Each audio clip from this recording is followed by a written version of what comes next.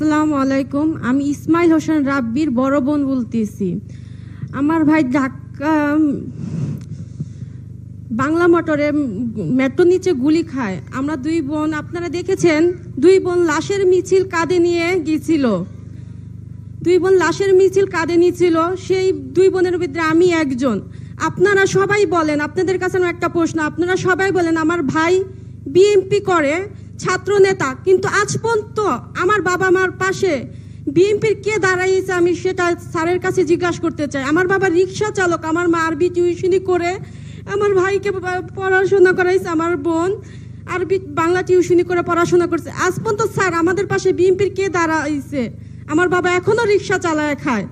তাহলে আমার ভাই যদি ছাত্র নেতা হয়ে থাকে আপনারা বলেন, তাহলে রাব্বির বাবা মা কি আপনাদের না? যদি রাব্বি ছাত্র নেতা হয় তা রাব্বির বাবা মাও আপনাদের। যদি রাব্বির বাপ মা আপনাদের না, তাহলে আপনারা কখনো বলবেন না রাব্বি আপনাদের। আপনাদের কাছে অনুরোধ, আমার বাবা কোন রিকশা চালায়।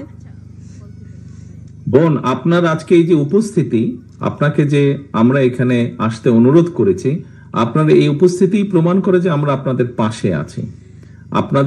আপনাকে যে আজকে এখানে আমরা অনুরোধ করেছি আসার জন্য, আপনি যে এখানে এসে বলেছেন, এটাই কিন্তু সবচেয়ে বড় প্রমাণ যে আমরা আপনাদের পাশে আছি। আপনার সাথে কথা বলার জন্য আসছি, আমি আপনার সাথে কথা বলার জন্য আজকে আসছি। না হলে বিএমপির কেউ আমাদের বাবা মার পাশে আজ পর্যন্ত দাঁড়া হয় নাই। আমার বাবা এখনো কিন্তু রিক্সা চালায়, রাত চালাতে যায়। ছেলের লাশ যে বাবার কাঁধে উঠে, যে বোনেদের কাঁধে উঠে, তাদের ফ্যামিলির কি অবস্থা স্যার সেটা আপনি বুঝতে পারবেন না কেন? আপনার কাঁধে ছোট ভাইয়ের লাশ উঠে নাই, আমার দুই বোনের কাঁধে উঠেছে। আমি চাই আমার বাবা মার পাশে আপনি দাঁড়ান। এখনো যেহেতু আপনাদের কোনো নেতাকর্মী দাঁড়ায় না স্যার, আপনি দাঁড়ান, আমি আমার বাবা মার পাশে দাঁড়াতে অনুরোধ করতেছি। ঠিক আছে, আপনার অনুরোধ ইনশাআল্লাহ আমরা রাখবো। আসসালামু আলাইকুম। আমি ইমন শহীদের আম্মু কুলসুম বেগম। আমার স্থায়ী ঠিকানা উত্তরবাড্ডা, জামতলা, স্বাধীনতা সরণি। আমার 3 ছেলে 1 মেয়ে। আমার ছেলে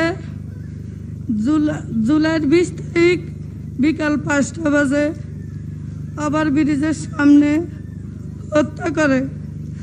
আমার ছেলের মারা যাওয়ার বছর আয়া পড়ছে, 8 দিন বাকি আছে, 1 বছর আয়া পড়ছে। এখন আমার ছেলের বিচার পাই নাই। আমার ছেলে মারা যাওয়ার পরে আমি আগেই দেখছি তারেক রহমান আমার পাশে দাঁড়াইছে। আমি তারেক রহমানের কাছে আশা করেছি যে আমার জোর ভেঙে বেজর করছে। আমি কিচ্ছুই চাই না, আমার ছেলের বিচার চাই। 1 বছর হইতে আর 8 দিন বাকি আছে। আমার ছেলে মারা গেছে এপ্রিলের 19 তারিখে। আমার ছেলের লাশ আবেদন উদ্বোধন হয়। আমি আবেদন ছেলের লাশ দাফন করি 20 তারিখ। আমার ছেলের আমি সব সময় চোখে চোখে রাখি। আপনার কাছে আমার অনুরোধ, আমার ছেলের বিচারটা যেতে পাই, আর কিছু অনুরোধ না। আমি অনেক আশা করে ঢাকার বাড়ি আইছি, সাধারণ মানুষ। আমার ছেলের বয়স 14 বছর। কিভাবে হাসি দেয় আমি এগুলো রাত্রে লয়ে লয়ে দেখি, আমার আর সহ্য লাগে না। আপনার কাছে আমার একটাই অনুরোধ, আমার ছেলের বিচার দিয়ে পাই। শেখ হাসিনা যেরকম শেখ হাসিনার বাপের বিচার তার নিজ হাতে করছে, আমিও চাই যে আমার ছেলের বিচারটা আমার হাতে করতাম। অমন একটা ক্ষমতা আমার দেন, অমন একটা অনুমতি আমার দেন। আমার ছেলের লাগে আমি আইজও বয়ে থাকি। আমার ছেলের অপেক্ষা আমার ইমন আসবে, আমার মা কয়ে ডাকবে। আমার ছেলে মারা গেছে, আমি মা ডাক শুনতে পারি না। আমার প্রতি একটা আগ্রাসন থেকে গেল। আমার সন্তানের কিভাবে হত্যা করলো আমি মা ডাক শুনি নাই। আপনার কাছে অনুরোধ, হাজার করে অনুরোধ, আমার ছেলের বিচারটা যে আমি পাই, আমার ছেলেটার খবরটা একটু ঠিক করে দিবেন, আমার ছেলের খবর ঠিক করে দিবেন, যে আজীবন স্মৃতি হিসাবে থাকে। মনসুরা, ইনশাআল্লাহ বিচার হবে ইনশাআল্লাহ। এর মাধ্যমে আমরা অনেকক্ষণ ধরে আমরা আপনাদের বক্তব্য শুনেছি। আপনারা অনেকেই ঢাকার দূর দূরান্ত থেকে, ঢাকার বাইরে থেকে এসেছেন, আবার আপনাদেরকে বাড়ি ফিরে যেতে হবে। আমরা সময় সংক্ষিপ্ততার কারণে আপনাদের অনেকের বক্তব্য দেওয়ার সুযোগ থাকার পরেও আমরা বক্তব্য দিতে পারিনি বলে বাংলাদেশ জাতীয়তাবাদী ছাত্র দলের কেন্দ্রীয় সংসদের পক্ষ থেকে আমরা দুঃখ প্রকাশ করছি। এই পর্যায়ে বক্তব্য রাখবেন বাংলাদেশ জাতীয়তাবাদী দল বিএনপির ছাত্র বিষয়ক সম্পাদক জনাব রকিবুল ইসলাম বকুল ভাইকে বক্তব্য রাখার জন্য বিনীত অনুরোধ করছি। বিসমিল্লাহির রহমানির রহিম। তিনটা আসসালামু আলাইকুম। আমি কোঠা আন্দোলনের প্রথম নারী শহীদ ঢাকায় নাইমা সুলতানার মা। বাংলাদেশের মধ্যে একটা বারান্দার ভিডিও ভাইরাল হয়েছে, যে সেটা হচ্ছে আমার মেয়ে শহীদ নাইমা সুলতানা। আমার মেয়ে কোঠা আন্দোলন নিয়ে লাস্ট পোস্ট ফেসবুকে দিয়েছিল। আমার মেয়ের বয়স ছিল 15 বছর। সেটা ক্যাপশনে দেয়, আন্দোলন হবে এবার রংতুলিতে, কোঠা পতা নিপাত যাক, মেধাবীরা মুক্তি পাক 16 তারিখে। এবং বয়কটের ডাক দেয়, বাংলাদেশ বয়কট ছাত্রলীগ। প্রথম বয়কটের ডাকটা আমার মেয়ে দেয়। আমার মেয়ের এই মায়াবী চেহারায় বলে দেয় যে তার দক্ষতা, তার শিক্ষা, তার মানুষের প্রতি দয়ালু, দেশের প্রতি ভালোবাসা। আমার প্রশ্নটা হচ্ছে তারেক রহমান স্যারের কাছে এবং বিএনপি পরিবার সকলের কাছে, যে নিজ বাসার বারান্দায় দাঁড়িয়ে যদি গুলি খেতে হয়, তাহলে আমাদের শিশুর নিরাপত্তাটা কোথায়? আমি প্রশ্ন রেখে গেলাম। আমার হাজব্যান্ড অসুস্থ, সে হার্টের রোগী।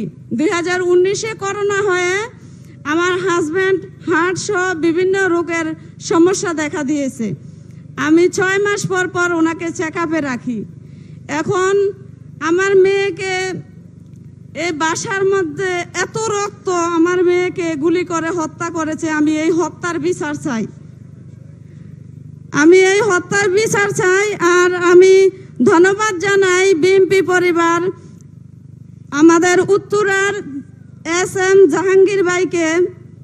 তিনি আমাদের খোঁজ খবর রেখেছেন এবং তিনি আমাদের পাশে যে দাঁড়িয়েছেন, তিনি আমাদেরকে সাহস জুগিয়েছেন, ট্রমা থেকে বের হওয়ার জন্য অনেক পরামর্শ দিয়েছেন। আমি সাইকোলজিস্ট ডাক্তার দেখাই, আমি আমার বাচ্চাদেরকে দেখাই দীর্ঘ 1 বছর।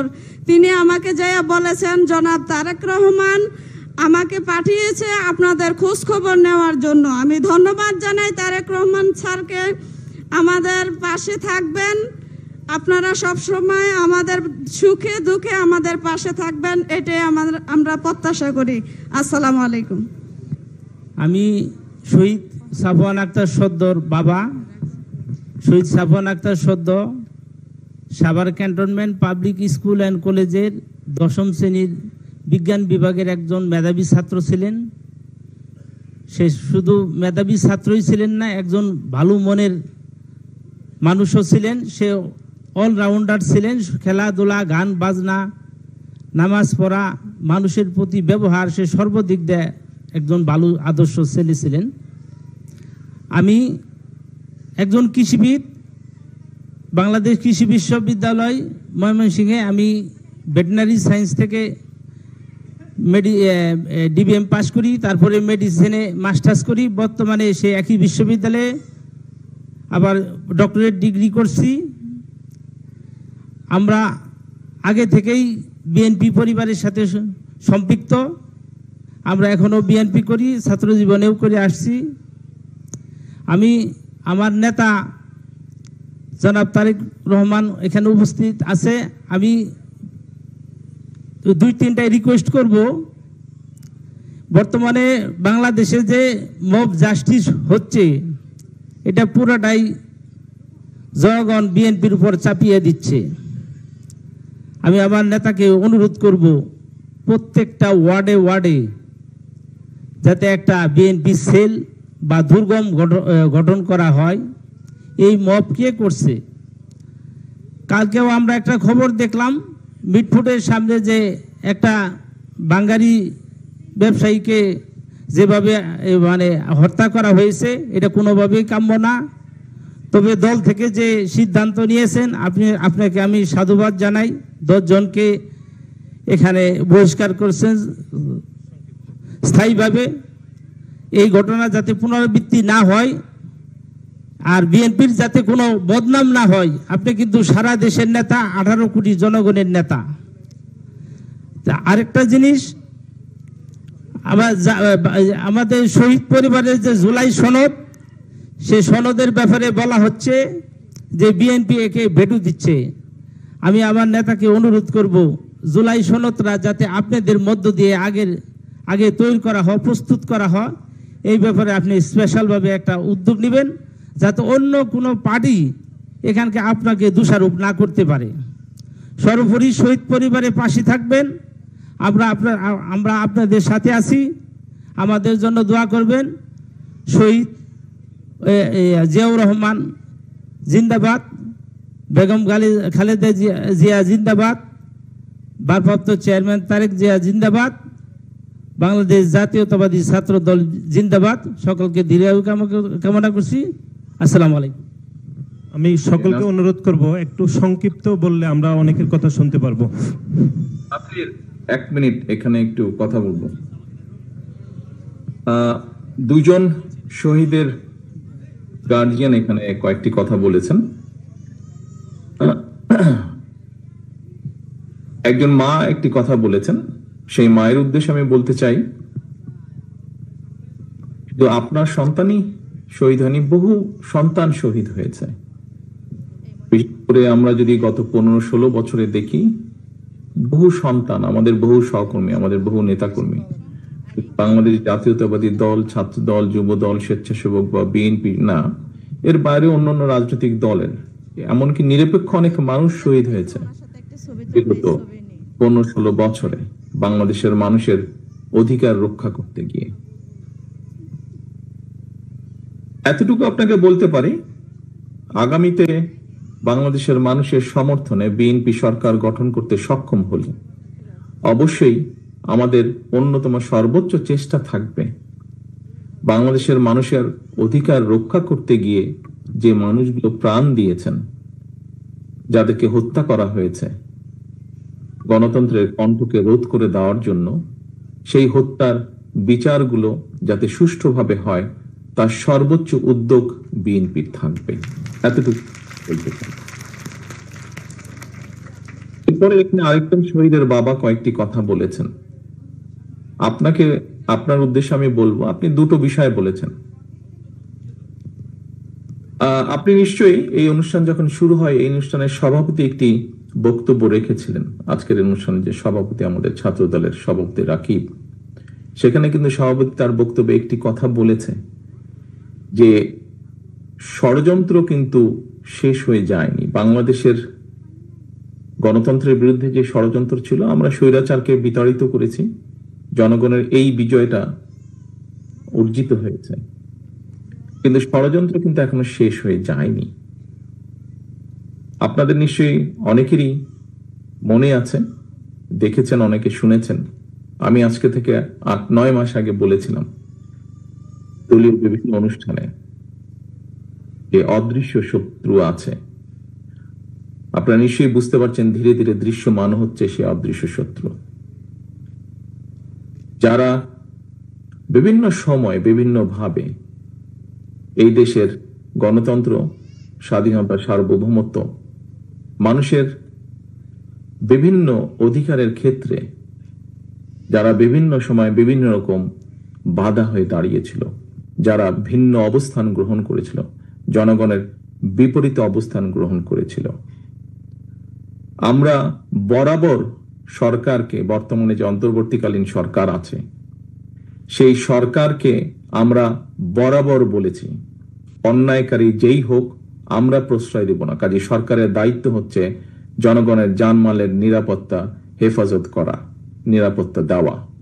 সরকার কেন ব্যর্থ হচ্ছে, এখানে যেই শহীদের বাবা প্রশ্নটি তুলেছেন, একই প্রশ্ন, আপনার এই একই প্রশ্ন আজকে আমাদের সবার এই সরকারের কাছে, যে তারা কেন প্রশ্রয় দিচ্ছে, তারা কেন আশ্রয় দিচ্ছে। গতকাল যেই ঘটনাটি ঘটেছে আমরা খুব আশ্চর্যের সাথে লক্ষ্য করেছি, যাকে দেখেছি আমরা স্ক্রিনে, যাকে দেখেছি হত্যা করছে, তাকে কেন সরকার এখন পর্যন্ত অ্যারেস্ট করেনি? আমরা কি তাহলে দলে নিব যে যারা বিভিন্নভাবে মব সৃষ্টি করে একটি পরিস্থিতি তৈরি করতে যাচ্ছে সেখানে সরকারের কোনো কোনো প্রশ্রয় আছে, প্রশাসনের কোনো প্রশ্রয় আছে, প্রশাসনের কারো কারো কোনো প্রশ্রয় আছে, সেটিকে আমরা তাহলে ধরে নেব? কারণ আমাদেরও দাবি, দলের পক্ষ থেকে আমরা করেছি, আমাদের অঙ্গ সংগঠন করেছে। আপনারা দেখেছেন গতকাল মহাসচিব সাহেব দলের পক্ষ থেকে বলেছেন যে অন্যায় করবে সে অন্যায়, তার বিরুদ্ধে দেশের প্রচলিত আইন আছে, কাজে আইন অনুযায়ী তার বিরুদ্ধে ব্যবস্থা হবে। অন্যায়কারী কখনো কারোর কোনো দলের লোক হতে পারে না। কাজেই এই আপনার যেই প্রশ্ন, এই প্রশ্ন আমাদেরও, এই প্রশ্ন অন্তর্বর্তীকালীন সরকারের কাছে আমাদের, এই প্রশ্ন সমগ্র বাংলাদেশের মানুষের। আমরা দেখেছি বিভিন্ন জায়গায় বিভিন্ন কিছু হচ্ছে এবং আমরা খুব ভালো করে খেয়াল করছি কারা একটি সুস্থ স্বাভাবিক পরিবেশকে বাধাগ্রস্ত করতে চাইছে। কাজে এখানে আপনারা যারা উপস্থিত আছেন, আপনারা প্রত্যেকটি মানুষ রাজনৈতিকভাবে সচেতন মানুষ, আপনাদের প্রত্যেকটি পরিবারের আত্মদান আছে এবং যেই আত্মত্যাগ আপনারা করছেন সেটি কোনো কিছু দিয়ে পরিশোধ করা সম্ভব নয়। কাজে আপনাদের সকলের কাছে আমার প্রশ্ন, আপনারা জোর গলায় প্রশ্ন তুলুন, কারা আপনাদের যেই স্বজনরা আত্মত্যাগ করেছে তাদের বিচার কেন আজ পর্যন্ত বিলম্বিত হচ্ছে, কারা মব সৃষ্টি করে বিলম্বিত করতে চাইছে, কারা এই সকল হত্যাকাণ্ড। কারণ দুদিন আগে আরেকটি হত্যাকাণ্ড হয়েছে, আমাদের যুবদলের এক কর্মীকে হত্যা করা হয়েছে, তার রক কেটে দেওয়া হয়েছে। কেন সেটি নিয়ে কথা বলা হচ্ছে না? কেন সেই বিচারের দাবি করতে গেলে বলা হচ্ছে যে বিএনপি লাশ নিয়ে মিছিল করছে? এই প্রশ্নের জবাবগুলো আজকে আমাদের সবাইকে খুঁজতে হবে, কারণ এই প্রশ্নের জবাবগুলোর সাথে বাংলাদেশের অস্তিত্বের সম্পর্ক রয়েছে, বাংলাদেশের মানুষের অস্তিত্বের সম্পর্ক রয়েছে।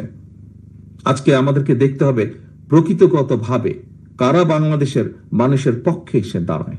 আমাদেরকে সত্যিকার ভাবে খুঁজে বের করতে হবে কারা বাংলাদেশের স্বাধীনতা, মানুষের স্বাধীনতা সার্বভৌমত্বের পক্ষে অবস্থান নিয়েছে আজ, গতকাল, গত পরশু বা 50 বছর আগে। কারা বাংলাদেশের মানুষের স্বাধীনতার পক্ষে অবস্থান নিয়েছে এবং কারা নেয়নি, এই বিষয়গুলো আমাদেরকে বিবেচনা করতে হবে, এই বিষয়গুলো আমাদেরকে দেখতে হবে। ধন্যবাদ।